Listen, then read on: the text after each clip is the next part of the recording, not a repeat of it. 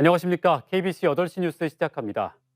최근 순천의 자원순환센터에서 큰 불이 나면서 생활 폐기물 처리가 지금도 차질을 빚고 있습니다. 분리배출이 안 된 폐배터리가 화재의 원인으로 추정되는데요. 전국의 생활 폐기물 처리 시설에서도 비슷한 화재가 속출하고 있습니다. 이계혁 기자가 보도합니다. 지난달 11일 불이 난 순천 자원순환센터는 가정에서 배출되는 생활 쓰레기 등을 활용해 고체 연료로 만드는 곳입니다. 불의 원인은 폐가전의 자연 발화로 추정되고 있습니다. 휴대폰 보조 배터리 등이 다른 폐기물과 함께 10m 깊이의 보관고에 쌓이다가 압력을 받아 폭발했을 가능성입니다. 10kg, 20kg 뭐 정도는 하도 받게 되는 스파크 같은 게 발기가 나면 제가 그렇게 추정을 하고 있는데 불은 이번이 처음이 아닙니다. 이곳에서는 지난 2020년에도 폐배터리 자연 발화가 원인으로 추정되는 화재가 발생해 20억 원의 재산 피해가 났습니다.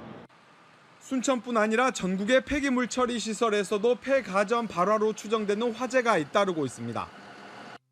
지난달 13일 서울 영등포구 자원순환센터를 비롯해 10월에는 충남 천안시 재활용센터, 2월에는 인천 남동구 순환센터에서 불이 잇따랐습니다.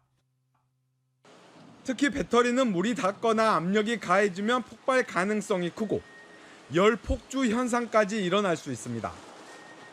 또 쌓여있는 가연성 물질 때문에 순식간에 불이 확산되면 화재 감시 센서나 스프링클러도 무용지물입니다.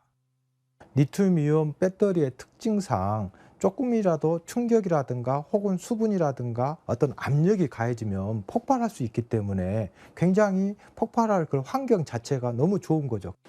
불이 난 순천 자원순환센터의 경우 여전히 복구 작업이 진행 중이고 정상 재가동까지는 두세 달이 더 필요할 정도로 사회 경제적 손실이 큽니다. 소방당국은 생활 가전을 배출할 때 종량제 봉투에 담지 말고 반드시 분리배출을 해야 한다고 당부하고 있습니다. KBC 이계혁입니다. 오늘 추운 날씨가 이어진 가운데 내일 출근길도 기온이 영하권으로 떨어지며 춥겠습니다. 내일 아침 최저기온은 광주 영하 2도 등 영하 5도에서 영상 2도의 분포를 보이겠고 바람까지 강해 체감온도는 더 낮겠습니다. 낮 최고 기온도 3에서 8도 분포에 머물겠습니다. 내일 밤 전남 서해안에는 빗방울이나 약한 눈발이 날리는 곳이 있겠습니다. 바다의 물결은 내일 오전까지 먼 바다를 중심으로 최고 3.5m로 매우 높게 일겠습니다. 광주와 전남 동부 내륙은 건조주의보가 내려져 불씨 관리에 주의가 필요합니다. 무안과 한평에서 고병원성으로 의심되는 조류인플루엔자가 발생해 방역당국에 비상이 걸렸습니다. 전라남도에 따르면 어제 무안 현경면의 종우리 농장에서 H5형 바이러스가 검출된 데 이어 한평의 산란계 농장에서도 고병원성으로 추정되는 H5형 AI가 발생했습니다. 방역당국은 해당 농장을 통제하고 살처분한 데 이어 반경 10km 내 농장에 대해 이동을 통제하는 한편 집중 소독 활동을 펴고 있습니다. 이번 겨울 우리 지역에서 발생한 고병원성 AI는 확인된 곳만 7군데고 무안과 한평이 8번째와 9번째가 될 걸로 보입니다. 어제 광주 전남에서 코로나19 신규 확진자는 3,146명으로 나타났습니다. 광주시와 전남도는 3일 하루 광주에서 1,704명, 전남에서 1,442명이 코로나19에 확진됐다고 발표했습니다. 광주에서는 광산구 한 요양병원 집단 감염 관련 확진자가 13명 추가됐고 기존 3명을 포함해 모두 16명이 감염됐습니다. 광주 전남 1일 신규 확진자 수는 일주일 전인 지난달 26일 2,793명보다 353명 늘었습니다. 영암 해남 관광레저형 기업도시 진입도로가 7년 동안의 공사 끝에 개통을 앞두고 있습니다.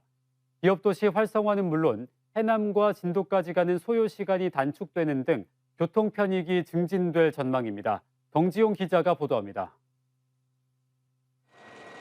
영암 해남 관광 레저형 기업도시, 이른바 솔라시도 기업도시 진입도로입니다. 3,100억 원을 들여 7년간의 공사 끝에 오는 9일 개통될 예정입니다. 영암의 소 IC에서 해남 대진교차로까지 12.19km로 기업도시와 고속도로를 잇는 연결도로입니다. 기업 도시로 가는 접근성이 개선돼 솔라시도 조성과 활성화에 도움이 될 것으로 기대됩니다. 이 도로를 이용하면 해남이나 진도로 가는 소요 시간도 10분 이상 단축될 전망입니다. 또한 해남뿐만 아니라 완도, 진도 등 전남 서남권 주민들의 교통 편익 향상에도 큰 역할을 할 것입니다. 관광 명소로도 관심을 끌 것으로 보입니다. 영암호를 지나는 교각 아래에는 4층 규모의 전망대가 설치되고 있습니다. 우리나라에선 찾아보기 어려운 구조입니다. 자동차가 다니는 상판 아래에는 이처럼 보행로가 설치되어 있습니다. 걷고 싶은 사람이나 자전거 이용자들이 활용할 수 있습니다.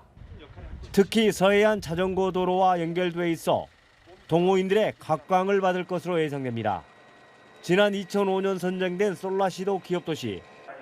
전남도는 진입도로 개통에 맞춰 관련 기업 유치와 기반 조성에 박차를 가할 방침입니다. KBC 정주영입니다.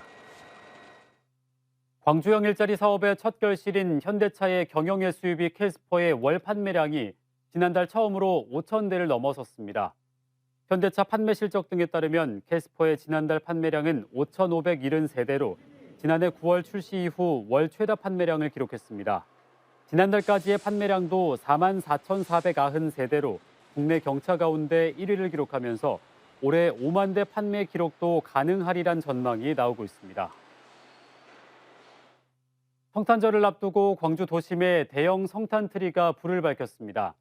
오늘 국립아시아문화전당 앞 5.18 민주광장에서 광주광역시 기독교 교단협회 주관으로 빛고울 성탄문화축제 성탄트리 점화식이 열렸습니다. 점화식에는 교단협회 회장단을 비롯해 강기정 광주광역시장 등이 참여했고 시민들은 아기 예수의 은총이 온누리에 비추기를 기원했습니다.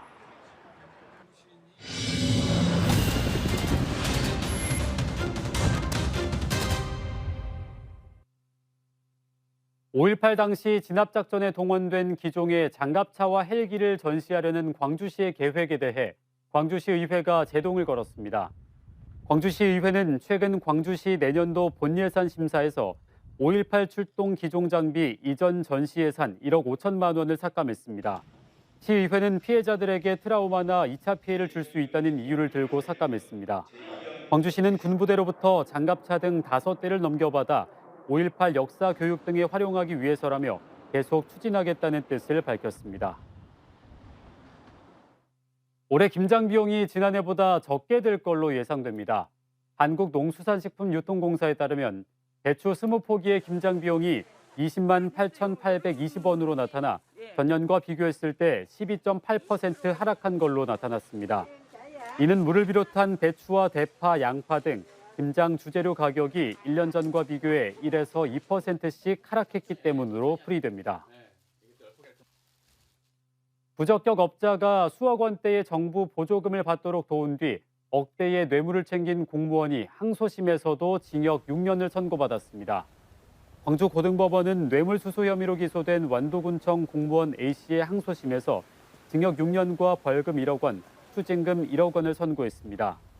A씨는 2020년 4월부터 5개월 동안 자격이 없는 김가공업체 대표들과 짜고 정부 보조금 3억여 원을 부당하게 타도록 도운 뒤 5차례에 걸쳐 1억 원을 받은 혐의로 기소됐습니다.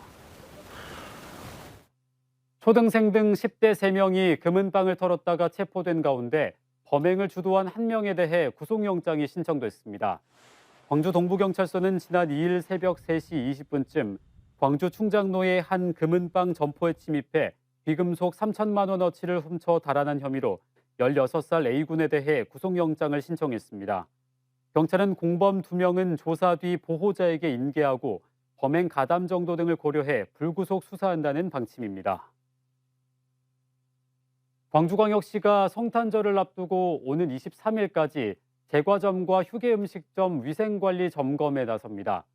공무원과 소비자감시원 등 29명이 점검반 8개 팀을 구성해 빵과 쿠키류 등을 조리 판매하는 가게 543곳을 대상으로 실시합니다. 이번 점검에서는 식품 보관 기준, 유통기한 경과 제품 사용 여부, 조리 종사자 개인위생 준수 여부 등을 살핍니다. 문화재청이 고대 마한의 대규모 추락지로 시기별 변화상을 보여주는 담양 응용리와 태몽리 유적을 국가지정문화재 4적으로 지정했습니다. 문화재청에 따르면 해당 유적지는 삼국시대 영산강변에 조성된 추락지로 당시 마을 구조와 규모, 시기별 변화상을 보여주는 대표적인 유적입니다. 이 유적지는 지난 2003년 처음 발견됐고 이후 5차례의 발굴 조사를 통해 약 1,500기의 유구가 확인됐습니다.